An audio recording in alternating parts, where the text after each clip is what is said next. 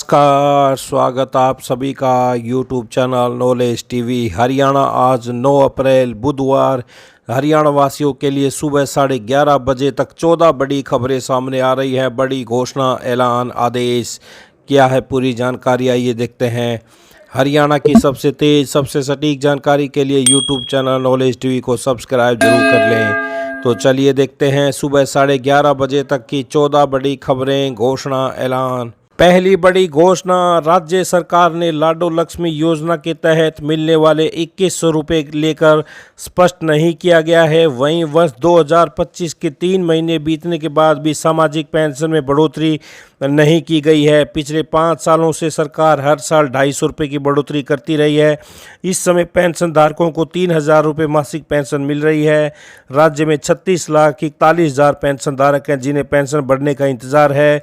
भाजपा ने उपचुनाव के संकल्प पत्र में वादा किया था कि महंगाई और पेंशन को जोड़ने वाले वैज्ञानिक फार्मूले के आधार पर मासिक पेंशन की राशि बढ़ाई जाएगी। इसी तरह प्रदेश के 2.5 लाख से ज़्यादा कर्मचारियों को भी महंगाई भत्ते में बढ़ोतरी का इंतजार है। तो कितने पेंशन धारक हैं हरियाणा में?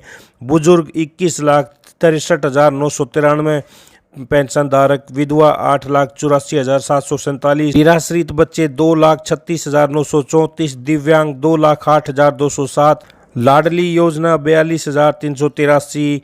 तो ये हैं पेंशन धारक। तो हरियाणा में प्रदेश के बुजुर्ग, विधवा और दिव्यांगों समेत 36 लाख लोगों को पेंशन बढ़ने का इंतजार। महंगाई के अनुसार पेंशन बढ़ोतरी का किया था वादा। तो ये बड़ी अपडेट। आइए अगली बड़ी घोषणा देखते हैं। हरियाणा सरकार ने नकली बीज व कीटनाशक बेचने वालों पर शिकंजा कसने के लिए बीते बजट सत्र में बीज व कीटनाशक संशोधन विधेयक पास कराया है। राज्यपाल की मंजूरी मिलते ही कानून बन जाएगा। हरियाणा सरकार जब यह विधेयक लेकर आई तो तर्क दिया गया कि यह किसानों के हित में काम करेगा, इससे किसानों की आमदनी बढ़ेगी।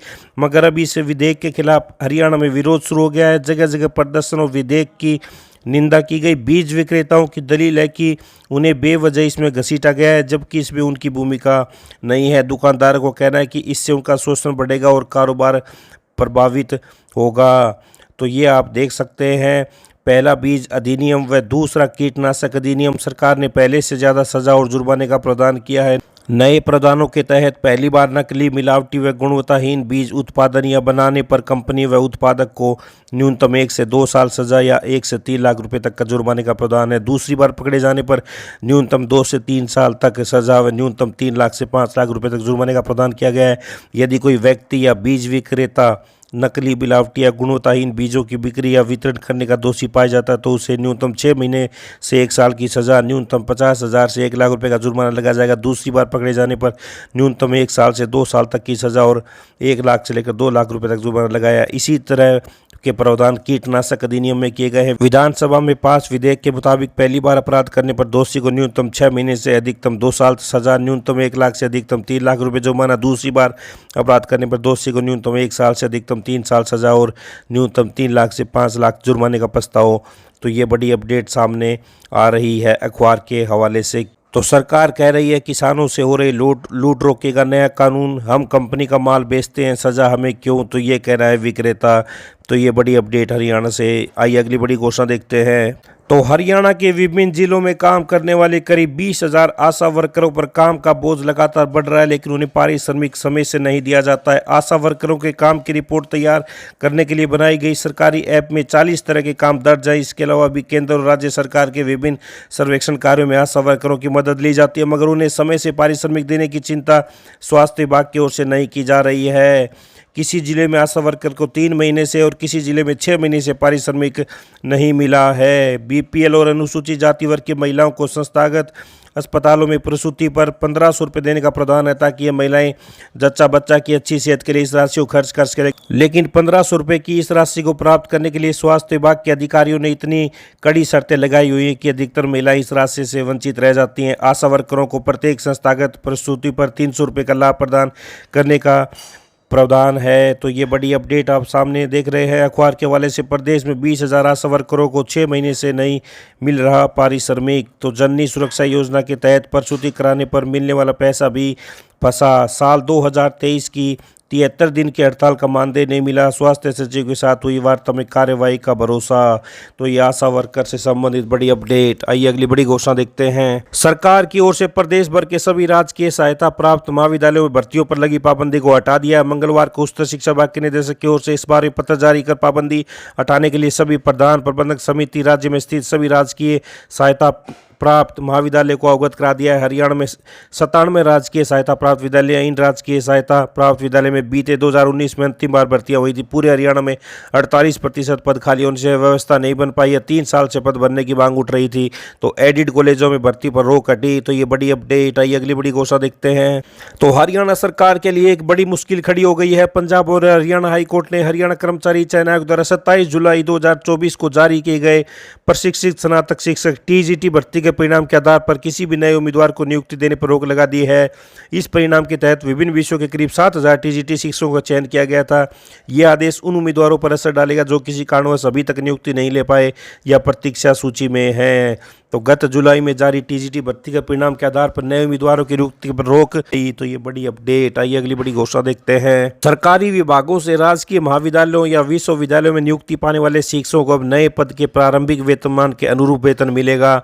तो ये बड़ी अपडेट सामने आ रही है। सरकारी विभागों से कॉलेजों में जाने वाले शिक्षकों को मिलेगा प्रारंभिक वेतन। तो ये बड़ी अपडेट। आइए अगली बड़ी घोषणा देखते हैं। तो पंजाब हरियाणा हाईकोर्ट ने ग्रुप A-B के पदों पर पदोन्नति में आरक्षण देने के राज्य सरकार के फैसले को संवैधानिक मान्यता दे दी है। हाईकोर्ट ने स्पष्ट किया कि पदोन्नति में आरक्षण देने से पहले राज्य सरकार को क्रीमी लेयर के सिद्धांत का पालन करना अनिवार्य होगा। तो ये बड़ी अपडेट। ग्रुप A-B के पदों पर पदोन्नति में आरक्षण को हाईकोर्ट से मान्यता। तो ये बड़ी अपडेट। क्रीमी लेयर के सिद्धांत का पालन करना होगा।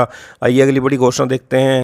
अब कर्मचारी EPFO के सदस्य फेस ऑथेंटिकेशन के जरिए universal account number UN generate और एक्टिवेट कर सकेंगे। केंद्रीय श्रम मंत्री ने मंगलवार को जानकारी दी। उन्होंने बताया कि कर्मचारी उमंग मोबाइल ऐप के जरिए UN जनरेट कर सकते हैं। इसी ऐप से एम्प्लॉयर भी अपने नए कर्मचारी के लिए UN जनरेट कर सकता है। जिन सदस्यों के पास पहले से UN है लेकिन एक्टिव नहीं किया है, वे भी अब उमंग ऐप से आसानी से एक्टिव कर सकते हैं। तो कर्मचारी को उमंग ऐप खोलकर UN अलॉटमेंट और एक्टिवेशन के स्टेप फॉलो करने होंगे। आधार आधारित वेरिफिकेशन के बाद UN जनरेट होकर आधार में रजिस्टर्ड मोबाइल नंबर पर SMS से भेजा जाएगा। इसके बाद कर्मचारी ऐप या EPFO के मेंबर पोर्टल से ये कार्ड डाउनलोड कर सकते हैं। तो ये बड़ी अपडेट। तो वहीं फेस ID से पहचान होगी, खत्म होगी फोटोकॉपी की ज़रूरत। IT मंत्री ने मंगलवार को एक नया आधार ऐप पेश किया।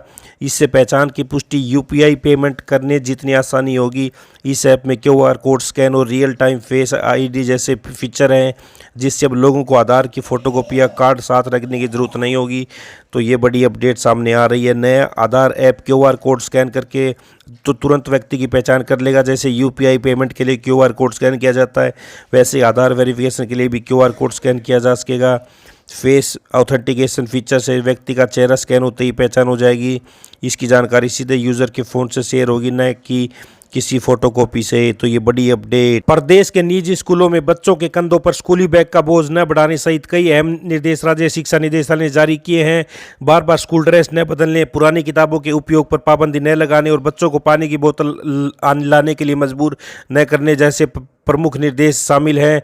तो ये आप देख सकते हैं। विभिन्न कक्षाओं के बच्चों के लिए निर्धारित बैग का वजन 1 से 2 कक्षा के बच्चे 1.5 किलो, तो कक्षा 1 से 2 के बच्चे 1.5 किलो का वजन का बैग ले सकते हैं। 3 से 5 की कक्षा 2 से 3 किलो, 6 से 7 कक्षा 4 किलो का वजन, 8 से 9 कक्षा 4.5 किलो का वजन, कक्षा 10 के बच्चे का बैग 5 किलो। तो ये निर्धारित बैग का वजन। तो ये स्कूलों पर प्राइवेट पब्लिशर्स की महंगी किताबें खरीदने का दबाव बनाने पर कार्रवाई होगी।